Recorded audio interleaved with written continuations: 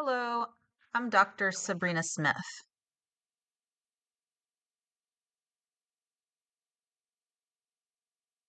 Today I want to discuss how educational interpreters' decision impact the profession.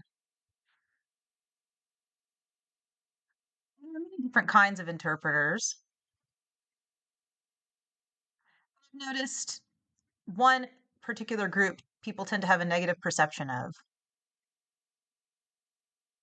So I started thinking one day, why is there all this negativity associated with educational interpreting?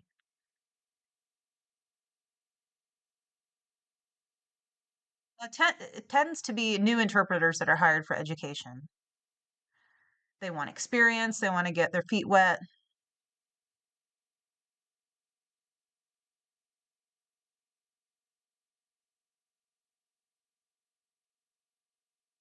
Some states have certification requirements for educational interpreters, such as the AIPA score that is necessary to become an educational interpreter or licensure that is needed, but some do not.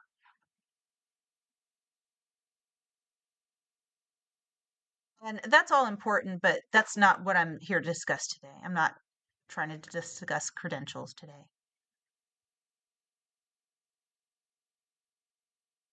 Now I want to discuss each individual educational interpreter and how their decisions will impact the profession broadly.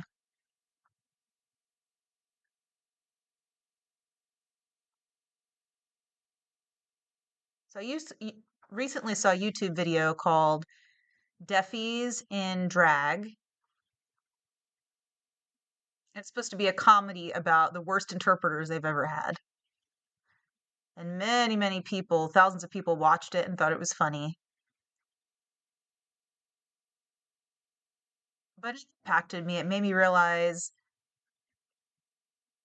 that that is the deaf person's real experience, those awful interpreters. And honestly, I've experienced working with some of those interpreters like that. And if I were to be completely honest, I used to be one of those awful interpreters. Now, I'm not a new interpreter anymore, and I've developed, hopefully, I've changed.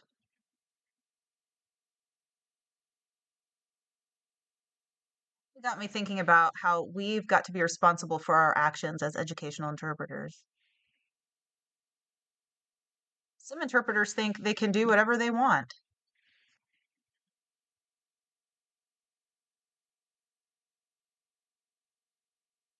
And the deaf student, it's really sad. They just have to put up with it. They have to put up with that situation with different interpreters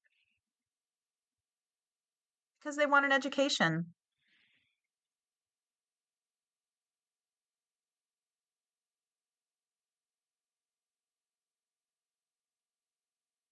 We've got to realize that other staff at the school notice what we're doing as interpreters. They see us, they see our behaviors.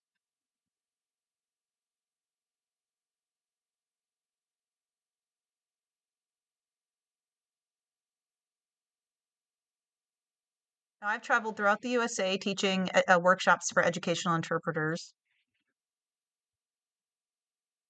And sometimes I hear their awful stories, horror stories. For example, one interpreter, I was told, would sit the whole day knitting in class, and other interpreters would be watching videos and movies, so not professional videos, but like popular movies, and they'd have their headphones on. Another interpreter would sit and read, not professional material, but they would be reading novels not associated with interpreting.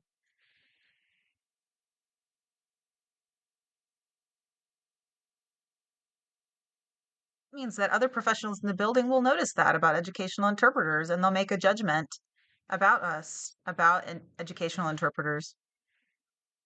So perhaps next year, another interpreter will show up and they'll have that negative opinion of educational interpreters already.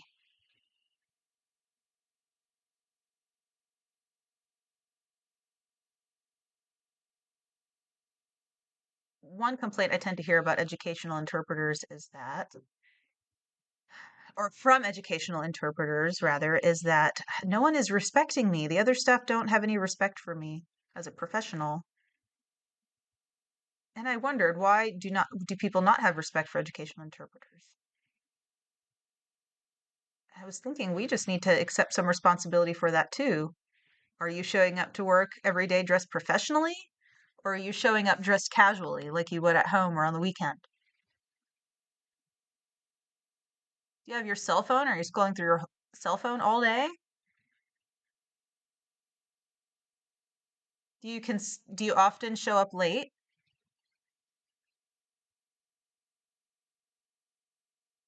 Do you go to professional workshops and trainings? Hmm.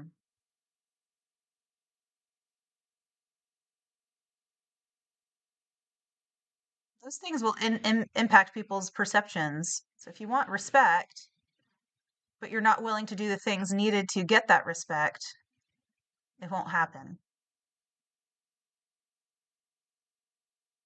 So those behaviors really impact the interpreter.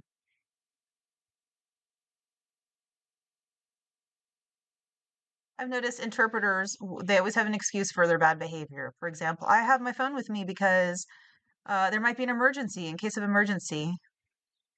So that basically means that interpreters in education are just expecting to have an emergency every day of their lives. And I don't think so. Situations where you might need your phone with you at all times, but you should approach the teacher and let them know, hey, I have my phone with me today because hypothetically, for example, my daughter's pregnant and I want to know if she's goes into labor. And so that's respectful.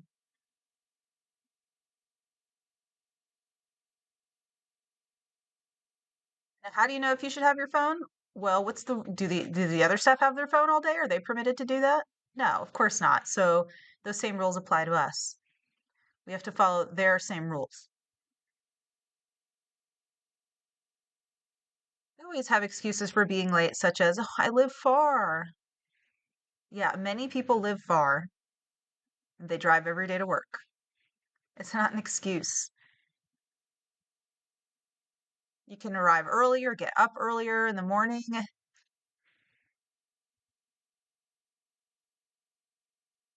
It's important to know that your decisions will impact the respect that people give you or they don't give you.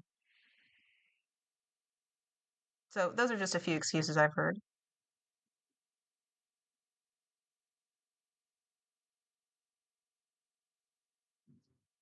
So I've had experiences going and socializing with other interpreters, and maybe they're meeting new interpreters, and one might ask the other, where do you work? And when someone says, I'm an educational interpreter, their face changes, and you know that it means that they think that interpreter is less than, the educational interpreter is less than. So why is that? Educational interpreters are important. We're responsible for children's education, meaning they will succeed or not succeed in life because of us, because of the educational interpreter. It's very important work. So why might other interpreters have contempt for us? Some may have been educational interpreters before and they experienced all these negative things with their colleagues and they don't want to be associated with that.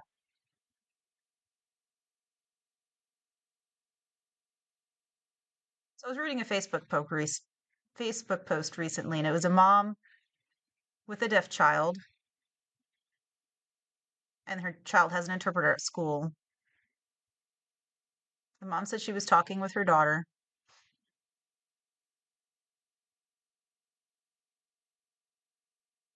and the daughter said something to the mom that impacted her, that hit her right in her privilege.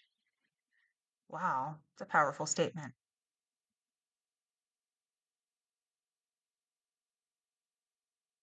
So they were discussing interpreters' choices, such as how they dress or how they do their nails. And I asked my daughter, she asked her daughter, do you like that style when the interpreters dress that way? So then the deaf daughter, dropped a truth bomb on her mom right in her privilege. The daughter said to her, not all people are permitted to say what they think, Mom. We can't be honest. If we do, the interpreter will get mad and get their feelings hurt. They won't want to work with us. So the interpreter in that situation has the power. If I say I don't like it, the interpreter will say, well, other people don't complain about it, so it's fine. So I can't say the truth. If I'm honest, the interpreter will label me as a brat or as high maintenance. I wish interpreters can understand that. That conversation is profound.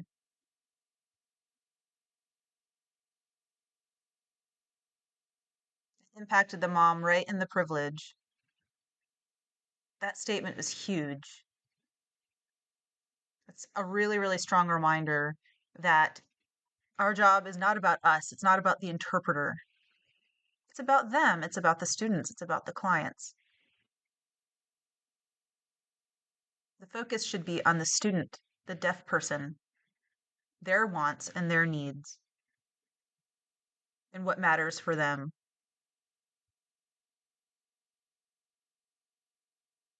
In my personal opinion, that Facebook post should be printed and posted in every school across the country.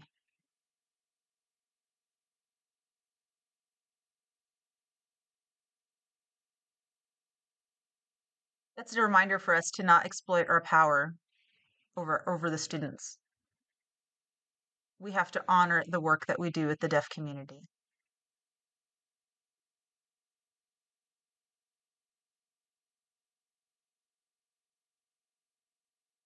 So educational interpreters, and really all sign language interpreters, see that there's a problem there in educational interpreting.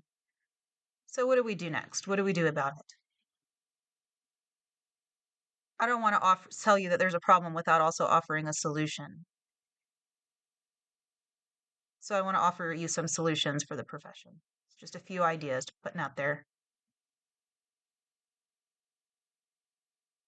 So educational interpreters, make sure you understand and follow the basic rules of the CPC, the Code of Professional Conduct. Make sure you understand it, you've read it, you comprehend. Maybe go to workshops related to educational interpreting and ethics related to that, to educational interpreting. Maybe if you read a good article,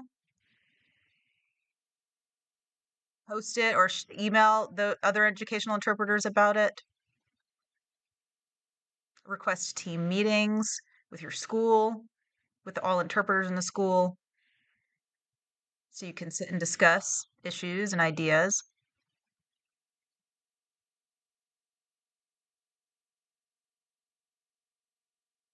So that's a good way to help solve the problems.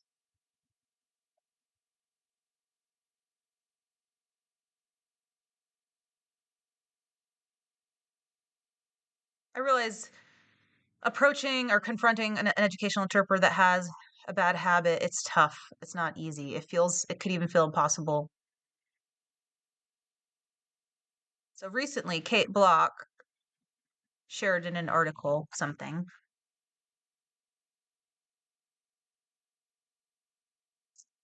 related to violence in educational interpreting. We don't want to encourage that type of behavior.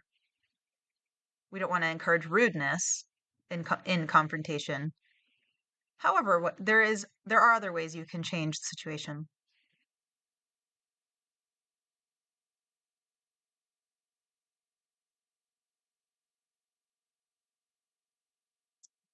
For example, maybe the interpreter before you out of school was breaking rules and not following protocol,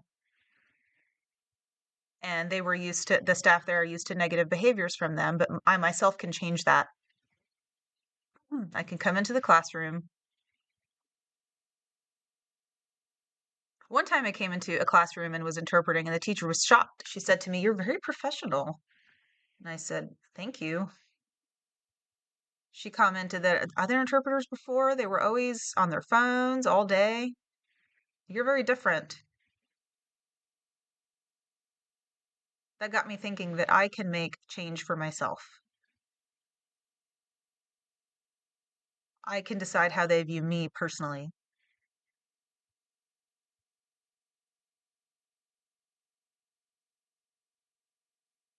So maybe you can make a difference and change those stereotypes that people have about deaf interpreters. And we could be a partner with the teachers. Maybe you think, oh, I'm just making a small impact, but it's not. It's a big impact. If you change, maybe other educational interpreters will decide they want respect as well, and they'll change their negative behaviors and behave more professionally.